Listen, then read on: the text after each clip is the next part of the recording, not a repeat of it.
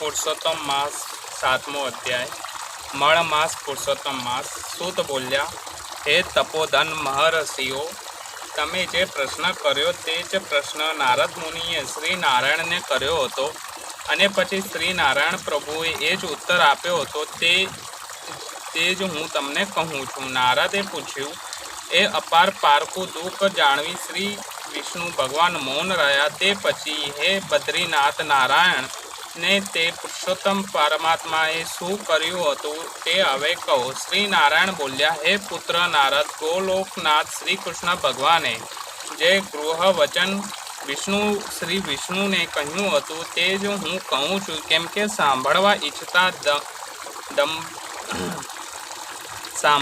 ઈચ્છતા દંભર રહિત અને કાયમી આસક્તિ એવા ઉત્તમ ભક્તને સર્વ કંઈ કહેવું જોઈએ। પુરુષોત્તમનું એક વચન ઉત્તમ કીર્તિ કરનાર, પુણ્ય કરનાર, યશ વધાવનાર, ઉત્તમ પુત્ર આપનાર, રાજાઓને વશ કરનાર, દરિદ્રતા રૂપી જંગલને બાળી નાખવામાં દાવનળ સમાન અને અતિ ઘણા પુષ્પોથી સાંભળી શકાય તેવું છે। માટે અન્ય ભક્તિથી તે સાંભળવા જેવું અને તે પ્રમાણે આચરવા જેવું છે। શ્રી પુરુષોત્તમે શ્રી વિષ્ણુને તે વખતે આમ કહ્યું હતું, હે વિષ્ણુ, આ મણમાસનો હાથ પકડી તેમ કહી તમે અહીં આવ્યા તે ઠીક કર્યું। આથી તમે લોકમાં કીર્તિ પામશો। તમે જે જીવને પોતાનો કરી સ્વીકાર્યો છો તે જ મેં સ્વીકાર્ય છે જે એમ જણાવવું। આથી આ મણમાસ હું મારા જેવા સર્વોપરી કરીશ। હું મારા ગુણો, કીર્તિ, પ્રભાવ, છ ઐશ્વર્યો, પરાક્રમો, ભક્તોને વરદાન આપવું અને બીજા જે ગુણોથી લોકમાં પુરુષોત્તમ તરીકે પ્રખ્યાત થયો છું તે વર્ષ ગુણો આજથી મેં આને અર્પણ કર્યા છે। મારા જે ગુણો રહ્યા છે તે બધા આનામાં પણ પ્રાપ્ત થશે। તેમજ લોકમાં તથા વેદોમાં મારું પુરુષોત્તમ એવું નામ પ્રસિદ્ધ છે। તે પણ હે જનાર્દન હું આને આપું છું। હે મધુસૂદન, આનો સ્વામી પણ આજથી હું જ થયો છું। આના નામથી આખું જગત પવિત્ર થશે। મારી સમાનતા પામી આ મહિનો બીજા બધા મહિનાઓની અધિપતિ થશે।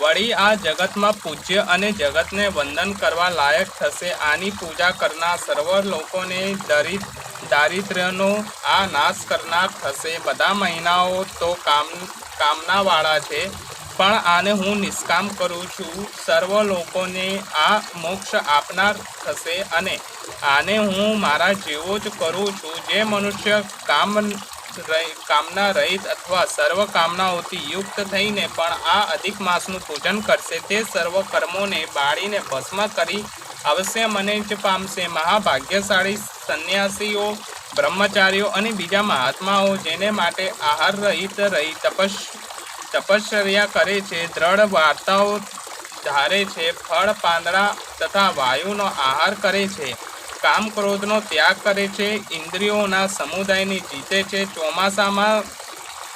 ચોમાસાના સમયમાં આશ્રય રહિત ખુલ્લા વનવગડામાં પડી રહે છે, ટાળ તડકો સહન કરે છે અને બીજા પણ અનેક પ્રયત્નો કરે છે, તો પણ એ ગરુડ ધ્વજ તેઓ મારા અવિનાશી પરમ પદને પામતા નથી। પરંતુ જેઓ આ પુરુષોત્તમના ભક્ત બને છે તેઓ તો માત્ર એક જ મહિનાના ગળપણ તથા મરણથી રહિત તે પરમ પદને અનશ્ય પ્રાપ્ત કરે છે। આમ સર્વ સાધનો કરતાં આ શ્રેષ્ઠ છે અને સર્વ કામનાઓ તથા અર્થ સિદ્ધિઓને આપનારો છે। તેથી આ પુરુષોત્તમ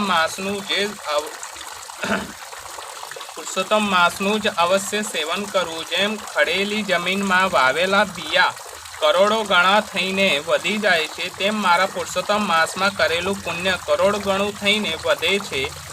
કેટલાક લોકો ચાતુર્માસ આદિ યજ્ઞો કરી તે દ્વારા સ્વર્ગમાં જાય છે ખરા, પણ અમુક કાળ સુધી ત્યાંના ભોગો ભોગવ્યા પછી તેઓને ફરી પૃથ્વી પર જન્મ લેવું પડે છે।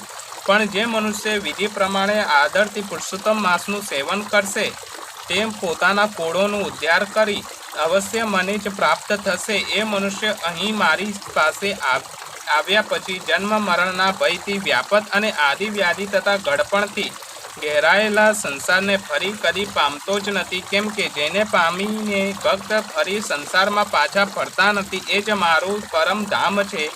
આવું વેદ વચન સત્ય છે, તે અસત્ય થાય જ કેમ? આ મહિનાનો અધિપતિ આજથી હું જ થાઉં છું. આને હું જ પ્રતિષ્ઠા પામાડું છું અને આને પુરુષોત્તમ એવું મારું નામ પણ અર્પણ કરું છું. તેથી આના ભક્તોની ચિંતા રાત દિવસ હવે મને જ રહેવાની છે. આના ભક્તોની સર્વ કામનાઓને આજથી હું જ પૂરો કરવાનું છું. કદાચ મારા ભક્તોનો અપરાધ હું ગણીશ, પણ આ પુરુષોત્તમ માસના ભક્તોનો અપરાધ હું કંઈ નહીં ગણું. હે વિષ્ણુ, મારા પોતાના આરાધના કરતાં મારા આશ્રિત ભક્તોનું આરાધન અને મને વધારે પ્રિય છે. મારા ભક્તોની કામનાઓ આપવામાં હું કદાચ વિલંબ કરીશ, પણ મારા આ પુરુષોત્તમ માસના ભક્તોની કામનાઓ આપવામાં હું કદી વિલંબ નહીં કરું. મારા આ પુરુષોત્તમ માસના જે ભક્તો હશે તેઓ મને અતિશય વાલા થશે. અતિશય મૂળ જેવા જે લોકો આ પુરુષોત્તમ માસમાં જપ દાન આદિ નહીં કરે, સત્કર્મો તથા સ્નાનથી રહિત રહેશે, દેવો તથા તીર્થ તથા બ્રાહ્મણોનો દ્વેષ કરશે, તે દૃષ્ટો દુર્ભાગી થઈ પારકા ભાગ્ય ઉપર જીવનાર થશે. જેને સસલાને શીગડું કદી હોઈ શકે નહીં, તેમ તેઓને સ્વપ્નમાં પણ કદી સુખ મળશે નહીં. જેઓ મને પ્રિય આ પુરુષોત્તમ માસને મણમાસ ગણી તેનો તિરસ્કાર કરશે અને ધર્મ આચરશે નહીં, તેઓ કાયમ નરકવાસી બનશે. જેઓ દર ત્રીજે વર્ષે આ પુરુષોત્તમ માસને પ્રાપ્ત કરી ધર્મ આચરશે નહીં, તેઓ કુંભી પાક નામના નરકમાં પડશે. એટલું નહીં, પણ અતિશય મૂળ એવા તે લોકો આ મનુષ્ય લોકમાં પણ પુત્ર પૌત્ર અને સ્ત્રી તરફનું મોટું દુઃખ પ્રાપ્ત કરશે અને દુઃખરૂપ દાવનળમાં જ હંમેશા રહ્યા કરશે. આ મારો પુરુષોત્તમ માસ અતિશય પવિત્ર તથા શ્રીમાન છે, છતાં જેઓના અજ્ઞાનથી એમનો એ જ ધર્મચરણ રહિત તે જેતો રહેશે, તેઓ સુખી કેમ થશે? કદી સુખી નહીં થાય. ઉત્તમ ભાગ્યશાળી જે સ્ત્રીઓ પુત્ર સુખ અને સૌભાગ્ય માટે પુરુષોત્તમ માસમાં સ્નાન દાન પૂજન આદિ કરશે, તેઓને હું પોતે જ સૌભાગ્ય સંપત્તિ સુખ તથા પુત્ર આપનારો થઈશ. પણ મારા નામવાળો આ પુરુષોત્તમ માસ જે સ્ત્રીઓ શૂન્ય દાન પુણ્ય આદિ રહિત ગયો હશે, તેઓને હું અનુકૂળ નહીં થાઉં. સ્વામીનું સુખ તેઓને પ્રાપ્ત નહીં થાય અને પુત્ર ધનનું સુખ તો તેમને તેઓ સપનામાં પણ દુર્લભ થશે.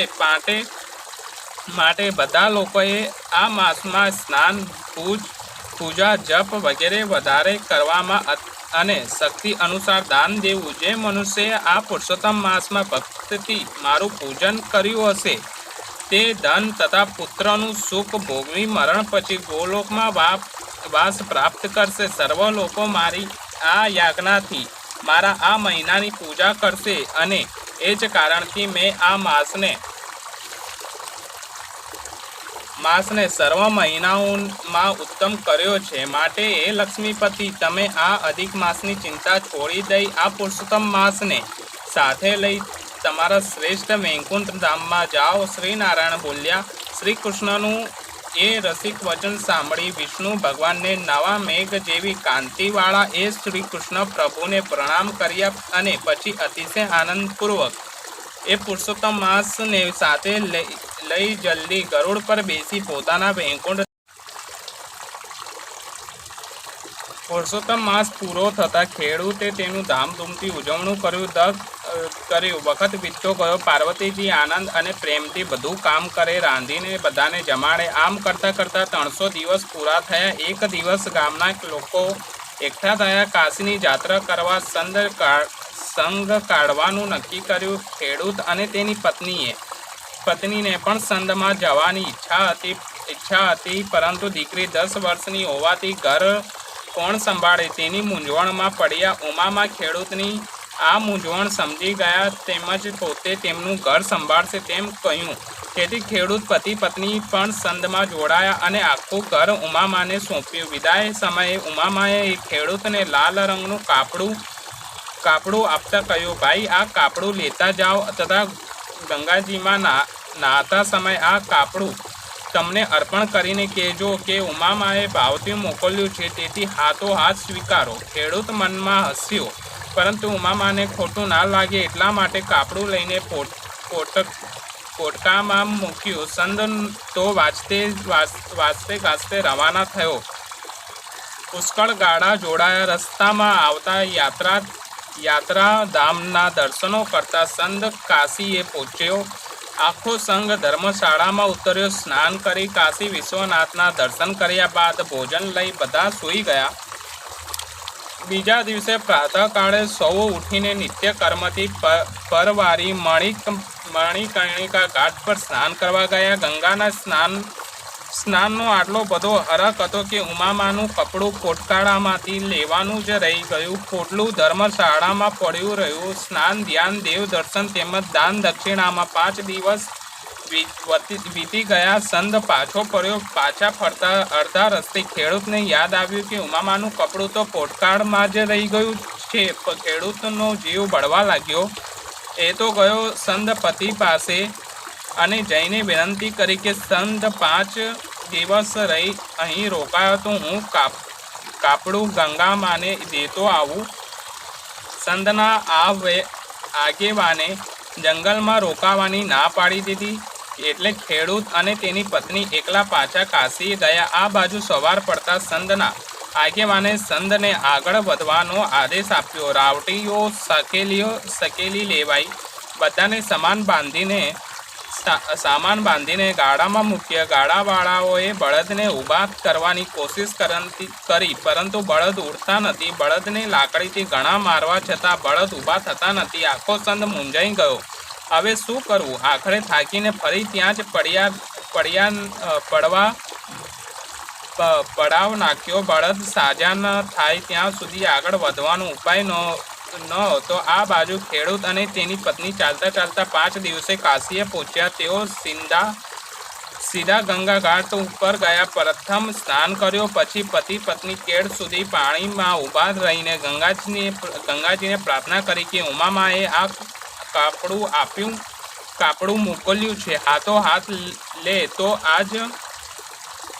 તો આજ આપવાનું છે. ત્યાં જ આ ચમત્કાર થયો. જળમાંથી રત્ન કંકણ પહેરેલા 2 હાથ બહાર આવ્યા તથા કપડું સ્વીકારી અદૃશ્ય થઈ ગયા. ખેડૂત તથા તેની પત્ની આ જોઈ આશ્ચર્ય સાથે ગદગદથી થઈ ગયા. આજે ખેડૂતને ઉમામાના સતનું પારખું થઈ ગયું હતું કે ત્યારબાદ તેઓ પોતાના ગામ તરફ જવા નીકળ્યા. અધ વચ્ચે જંગલમાં સંદે પડાવ નાખેલો જોયો. તેઓને નવાઈ લાગી. તેઓએ સંદના આગેવાનને મળ્યા. આગેવાનને જણાવ્યું કે જે દિવસેથી તમે અહીંથી ગયા છો તે દિવસથી આપણા બધા બળદો માંદા થઈ ગયા છે. તેઓને સારું થાય ત્યારે અહીંથી ઉપડીએ. ખેડૂત અને તેની પત્ની બળદો પાસે ગયા. તેઓ બળદ પાસે જઈને હાથ ફેરવતા ગયા અને થોડી વારમાં બધા બળદો સાચા થઈ ગયા. આખો સંત ખેડૂત તેમજ તેમની પત્ની ભક્તિના વખાણ કરવા લાગ્યો. થોડી વારમાં સંત પડાવ ઉઠવ્યો.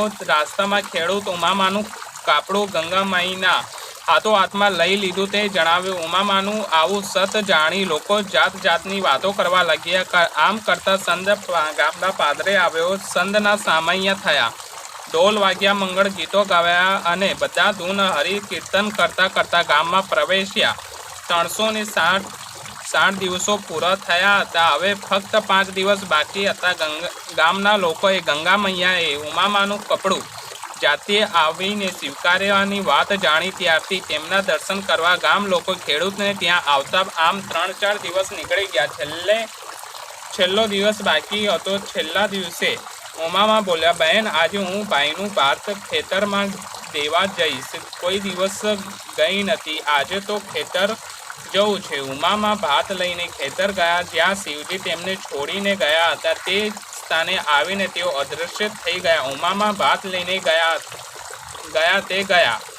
ખેડૂત ભાતની રાહ જોતો રહ્યો. સાંજે ઘેર આવીને પત્નીને પૂછ્યું, આજે ભાત કેમ મોકલ્યું નથી?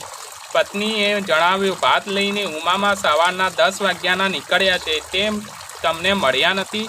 આ વાત જાણી ખેડૂત તથા ખેડૂત પત્નીને ચિંતા થઈ. તેઓ બંને તરત ઉમામાની શોધ કરવા નીકળી પડ્યા. આખું ગામ ફરી વળ્યા, પરંતુ ઉમામાનો કોઈ પતો લાગ્યો નહીં. આખરે ઘેર આવીને ખેડૂત પત્નીને જણાવ્યું, હવે ઉમામા આવીને પણ થાળી પીરસી તો જ જમું, અને નહીં તો ભૂખ્યો રહીશ. આમ કરતાં 4 દિવસ વીતી ગયા. પતિ સાથે પત્નીએ પણ જમવાનું છોડી દીધું.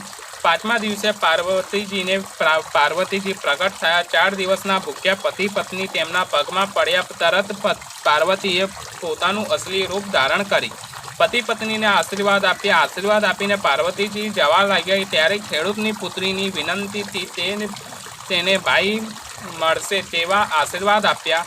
આશીર્વાદની બળે ખેડૂત પત્નીને 9મે માસે પુત્રને જન્મ આપ્યો. બોલો શ્રી પુરુષોત્તમ ભગવાન કી જય.